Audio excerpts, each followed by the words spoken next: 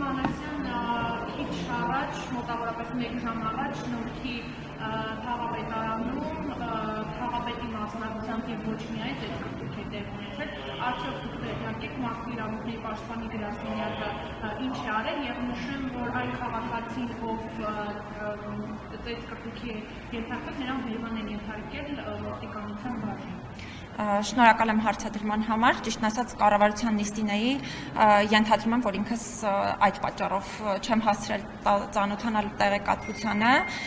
իհարկե ծեծկռտուքի եւ հետագա գործի հետ կապված, քրեական վարույթ նախաձեռնելու եւ այլ հարցերի հետ կապված մենք ուղղակի պատասխանատուն չենք, բայց հիմա անմիջապես վերադառնամ գրասենյակ, հասկանամ, թե մեր գործառույթների շրջանակում ինչ անելիք կա եւ նաեւ կարող ենք տեղեկատվություն ձեզ փոխանցել այդ թվում։ Մեր երկրում ես ապելության մթնոլորտը ընդհանրապես նախ երեկվանից է սկսել, այս միջադեպի արդյունքները, երբ Նորքի քաղաքապետը անվայրում ճարտարապետությունները իրեն թույլ տվել չնայած եւ ոչ միայն իր կողմից է եղել։ Եվ ըստ ձեզ արդյոք պիտի 3 նա հրաժարական տված չուներ կամ իրեն պաշտոնից հեռացրած չլինեին, որ այսօր այս միջադեպը տեղի չունենա։ Ես կարծում եմ, որ ընդհանրապես հանրային պաշտոնատար անձանց հետ կապված ամենակարևոր ինստիտուտներից մեկը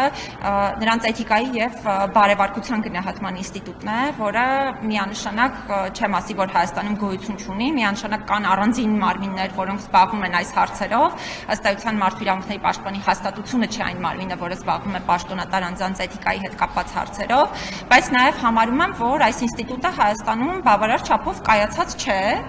եւ հատկապես այն պաշտոնատար անձանց հետ կապված, որոնց առնչությամբ չկան պատշաճ էթիկայի գնահատման ինստիտուտներ, դրանք պետք է կատարելագործվեն, բայց նաեւ կարծում եմ, որ յուրաքանչյուր նման դեպքով, այո, պետք է էթիկայի հարցը գնահատման առարկա դառնա։ Հիմա տեսեք, որ բառարանային բացատրություն է տալիս երևույթների հանրության հետաքրքիր է, ինքը այս երկրում պաշտպանված է, թե պաշտպանված չի։ Հիմա ես բերեմ օրինակ ազգային ժողովում, տեսախցիկների առաջ ԿՊԱ-կան պատգամավորը սեռական բնույթի հայրենիք ուղիղ եթերում քաղաքապետը խուլիգանական պահվածք է դրսևորել։ Բարձրաստիճան պաշտոնյայի հայրը համբալ է անվանում քաղաքացիներին։ Հիմա դուք ասում եք էթիկա։ Դատապարտում եք այս արարքները եւ իրավական, բարոյական ու քաղաքական ինչ հետևանքներ սա պետք է ունենա։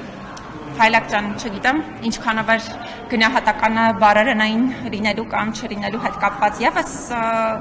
այս համատեքստին համապատասխան, որովհետեւ ես ի սկզբանե նշեցի, որ ինձ հարց եք տալիս, որը իմ լիազորություններին ամբողջությամբ վերաբերելի չէ եւ վերաբերելի է էթիկայով զբաղվող կամ էթիկայի գնահատմամբ զբաղվող մարմինների լիազորություններին, բայց եթե հետ վերադառնանք ընդհանուր իրավիճակին, բնականաբար ես ոչ մեկ անգամ եմ արձանագրել, հիմա էլ կարող եմ արձանագրել, որ կան ինչպես քաղաքական մեծամասնության, այնպես էլ քաղաքական ընդդիմության համատեքստում գործիչներ, ովքեր ոչ թե պարզապես խոսույթի տեսանկյունից, այլ ընդհանուր գործունեության տեսանկյունից միանշանակ, այո, եւ ես հատուկ եմ շեշտադրում ոչ միայն քաղաքական ընդդիմության, նաեւ քաղաքական մեծամասնության մասին։ Պաշտպանված չեն, քաղաքացին գնում է հանրային քննարկման, իրեն այնտեղ դաժան ծեծում են։ Հիմա դուք ասեք Հայաստանի Հանրապետության թե բարդ կլինի, դուխով կլինի,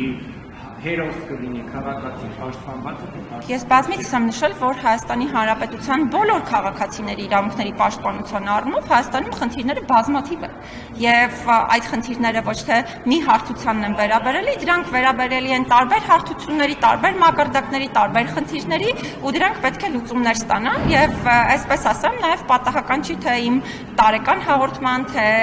վատ վերաբերմունքի ու խոշտանգումների կանխարգելման ազգային մեխանիզմի տարեկան զեկույցներում նաեւ պարբերաբար հրապարակվող այլ զեկույցներում ու հայտարարություններում իմ այն դիտարկումը, որ այո,